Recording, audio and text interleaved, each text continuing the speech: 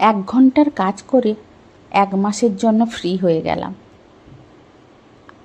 Heavy breakfast করে 4 ঘন্টার জন্য রেস্ট করলাম। হ্যাঁ বন্ধুরা, এত গরমের মধ্যে কাজ করতে তো ইচ্ছে করে না, কিন্তু কাজ না করে উপায়ও নেই।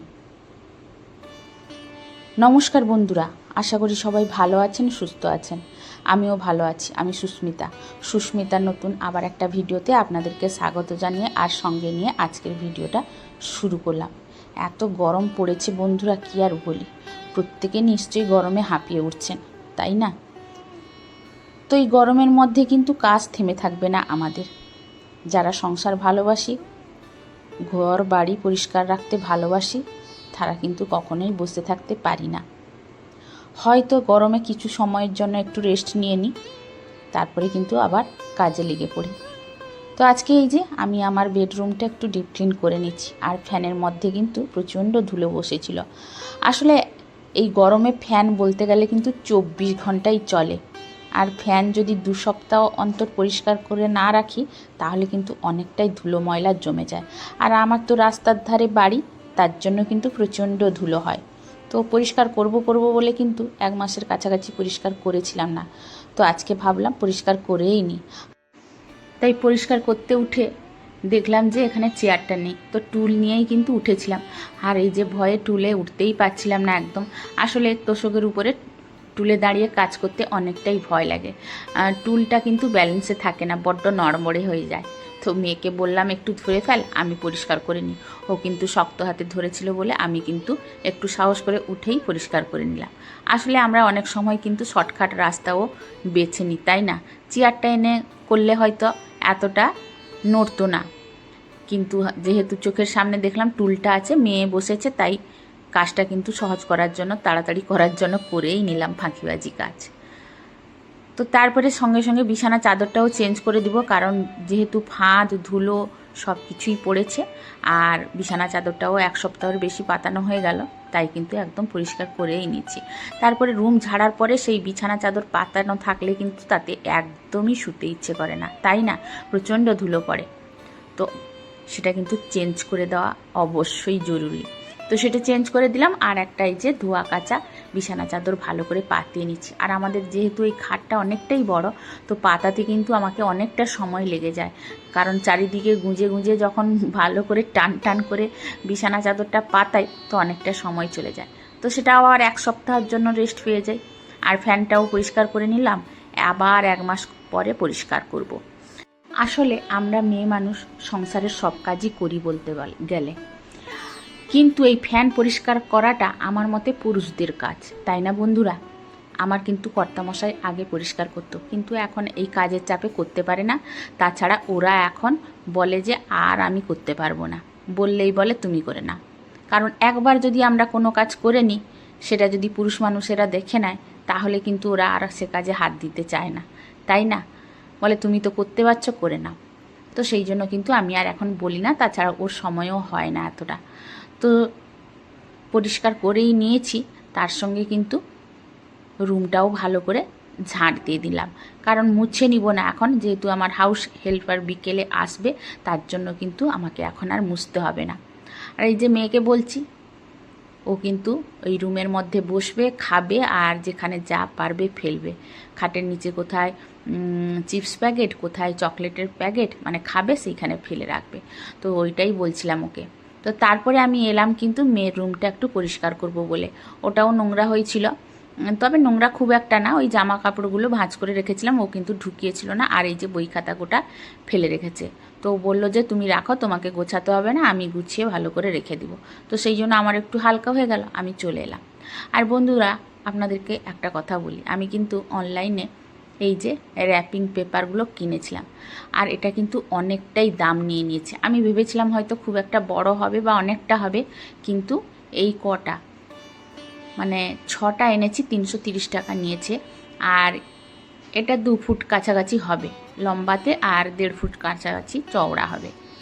তো বলবো যে এগুলো আপনারা কিন্তু একদমই নেবেন না। যদি পয়সা থাকে তাহলে নিয়ে লাভ আছে, আর আমাদের মতো মধ্যবিত্ত পরিবারের মানুষদের এগুলো নিয়ে কিন্তু কোনো লাভ নেই। আমি এনেছি কাজে লাগাবো বলে, কিন্তু এনে দেখছি যে ঠকে গেছি পুরো। কারণ এত পয়সা দিয়ে এই সব জিনিস আনলে এইটুকুটুকু জিনিস বড্ড গায়ে লাগে।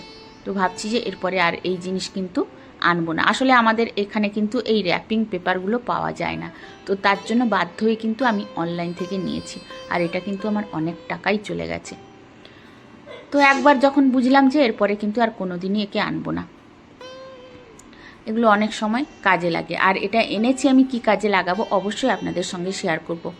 তো আপনারা কিন্তু ভিডিওটার সঙ্গে থাকবেন, তাহলে আমি কিন্তু আপনাদের সঙ্গে অবশ্যই শেয়ার করব।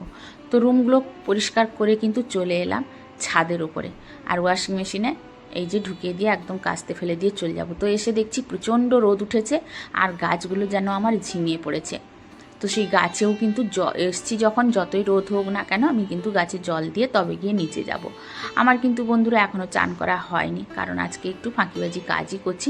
আসলে এই যে নিচের রুমগুলো পরিষ্কার করতে কিন্তু অনেকটাই বেলা হয়ে গেছে। পুজো তো আমাকে করতে হবে জানি, তো এক আধ দিন কিন্তু দেরি হয়ে যায়, কিছু করার থাকে না।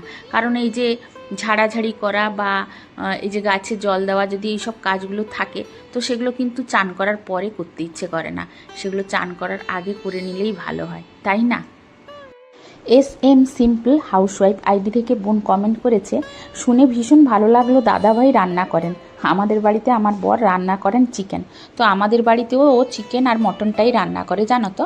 তবে আর কিছু রান্না করতে জানলেও সে করে না, কারণ সময় পায় না। আসলে চিকেন আর মটনটা আমি খুব তেল মশলা কম দিয়ে রান্না করি, ওটা আর পছন্দ হয় না, ওই জন্য কিন্তু ও রান্না করে। বাকি রান্নাগুলো কিন্তু আমি করি। তো যাই হোক, এত সুন্দর একটা কমেন্ট করার জন্য অনেক অনেক ধন্যবাদ তোমাকে। এইভাবে পাশে থাকবে, এইভাবে সাপোর্ট করবে। তো তারপরে এই যে আপনাদের সঙ্গে কথা বলতে বলতে আমার কিন্তু ব্রেকফাস্টটা আমি রেডি করে নিচ্ছি। আর আজকের ব্রেকফাস্টটা একদম হেভি ব্রেকফাস্ট বলতে গেলে। ওই যে ওটস ভিজিয়ে রেখেছিলাম, তার মধ্যে দুধ দিয়ে দিলাম, আর একটু গোলমরিচ আর একটু বিট লবণ দিচ্ছি। আর ওর মধ্যেই কিন্তু আমি সব রকমের ফ্রুট দিয়ে দিব, মানে আপেল, আম আর কিউই যা আছে মোটামুটি বাড়িতে দিয়ে দেবো। আর তার সঙ্গে অবশ্যই দেব চিয়া সিড। আর চিনি কিন্তু একদমই দেবো না, যেহেতু কর্তামশাই সুগার আছে, দুজনই খাবো, মেয়ে তো এগুলো খেতে চায় না। তো তার জন্য কিন্তু আমরা দুজনই খাবো, তার জন্য কিন্তু একদম মাখিয়ে একদম রেডি করে নিচ্ছি। আর বন্ধুরা, এটা যদি খেয়ে নিই একবারটি করে, তাহলে কিন্তু 4 ঘন্টা অনায়াসেই পেটের মধ্যে থাকবে। আর আজকে একটু রান্না তেমন একটা নেই, কালকের তরকারি আছে, শুধু ভাত করব। এই জন্য কিন্তু আমি মানে দুপুরে রান্নাটা করব না বলে অন্যান্য কাজগুলো আছে, তার জন্য কিন্তু একদম হেভি ব্রেকফাস্ট করে নিচ্ছি, যাতে এখন 4 ঘন্টা আমাকে খেতে কিছু না হয়। রূপালী দিদিভাই লিখেছে, অবশ্যই লক্ষ্মীমন্ত বন্ধু তুমি, একা হাতে কত কাজ করে নিলে, ঘর ঝাড় দেওয়া, চিকেন রান্নাটা বেশ ভালো হয়েছে। বন্ধু তুমি কি আমাকে ভুলে গেছো? না গো দিদিভাই, একদমই ভুলিনি। আসলে তুমিও নিশ্চয়ই জানো যে আমাদের সারাদিনের সংসারে কতটা কাজ থাকে, তার সঙ্গে ভিডিও করা। তো একদমই আমি সময় পাই না বলতে গেলে। তাছাড়া আমার একটু পার্সোনাল প্রবলেমও চলছে, তো অনেক ঝামেলার মধ্যে আছি। আমি অবশ্যই তোমার বাড়িতে গিয়ে ঘুরে আসবো একটু সময় পেলে, আমাকে একটু টাইম দিতে হবে। তো তার জন্য আমি কিন্তু সময় চেয়ে নিচ্ছি তোমার কাছ থেকে দিদিভাই, তুমি একদমই খারাপ কিছু মনে করবে না, আমি অবশ্যই যাব। তো এত সুন্দর একটা কমেন্ট করার জন্য তোমাকে দিদিভাই অসংখ্য অসংখ্য ধন্যবাদ। তুমি করে বললাম দিদিভাই, কারণ তোমার ভিডিও আমি কিন্তু সব সময়ই দেখি, মাঝে মাঝে হয়তো দেখার সময় পাই না, তবে লেটে হলেও আমি কিন্তু একবার গিয়ে দেখে আসি। তো এই যে আমার কিন্তু ব্রেকফাস্টটা রেডি হয়ে গেছে, কর্তামশাইকে দিয়ে আসবো, আর দিয়ে এসে কিন্তু আমি খাবো। আর কর্তামশাই দোকানে আছে, তো এই যে নিয়ে যাচ্ছি। এটাই আমাদের সিঁড়ি বলতে গেলে, আসলে আমাদের সিঁড়িটা মাঝখানে, দুপাশে রুম আর মাঝখানে সিঁড়ি। আর উপরে আমরা থাকি, আর নিচে কিন্তু আমাদের দোকান। আজকে যেহেতু দোকান বন্ধ, দোকানের কোনো বাচ্চারাই আসেনি, আর কর্তামশাই দোকান খুলেছে একা, আর ও একাই কিন্তু কাজ করছে, তার জন্য কিন্তু আমি এটা নিয়ে যাচ্ছি, ওকে দিয়ে দিব, ও খেয়ে নিবে।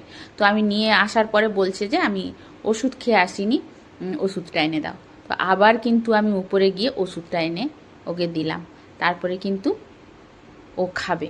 কারণ সুগার আছে, তো সুগারের ওষুধটা কিন্তু অবশ্যই আগে খেতে হয়, তো তারপরে কিন্তু খাবার খেতে হয়। তো সেই জন্য এই ওষুধটা আগে দিয়ে দিচ্ছি, ও খেয়ে কিন্তু খাবারটা খেয়ে নেবে।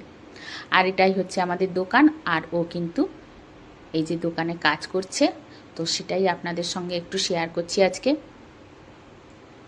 আর ও কিন্তু একা আছে। একটা পুরুষ মানুষও যথেষ্ট পরিশ্রম করে, আমরাও করলে ওরাও কিন্তু যথেষ্ট পরিশ্রম করে। দুজনের পরিশ্রমেই কিন্তু একটা সংসার পরিপূর্ণ সংসারে পরিণত হয়, তাই না বন্ধুরা? আর দুজন পরিশ্রম করলেই কিন্তু দেখবেন সে সংসারে সুখ শান্তি অবশ্যই থাকে। আর এই যে কর্তামশাই আমার কিন্তু যথেষ্ট পরিশ্রম করে, ও কিন্তু হাড় পরিশ্রমী একটা মানুষ। ও কখনো কিন্তু বসে থাকতে ভালোবাসে না। এখন যদিও অনেকটা বয়স হয়েছে, তাতেও কিন্তু ও থেমে নেই। দেখুন কতটা পরিশ্রম করছে।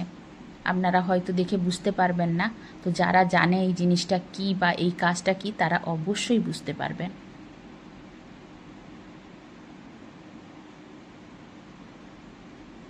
কাজ দেখে যতটা সহজ মনে হচ্ছে ততটা কিন্তু সহজও নয়। তো যাই হোক বন্ধুরা, আজকের ভিডিওটা এখানেই শেষ করলাম। ভিডিওটা কেমন লাগলো অবশ্যই আপনারা কমেন্ট করে জানাবেন। আর যেসব বন্ধুরা আমার ভিডিওটি এতক্ষণ দেখছেন তাদেরকে জানাই অনেক অনেক ধন্যবাদ। আর নতুন কোনো বন্ধু যদি ভিডিওটি দেখার জন্য এসে থাকেন, ভিডিওটির কোনো অংশে বা আমার কোনো কাজ কথা যদি আপনাদের এতটুকু ভালো লেগে থাকে, তাহলে একটা সাবস্ক্রাইব করে পাশে থেকে যেতে পারেন। তাহলে আজকের মতো আপনাদের কাছ থেকে বিদায় নিচ্ছি। সবাই ভালো থাকুন, সুস্থ থাকুন।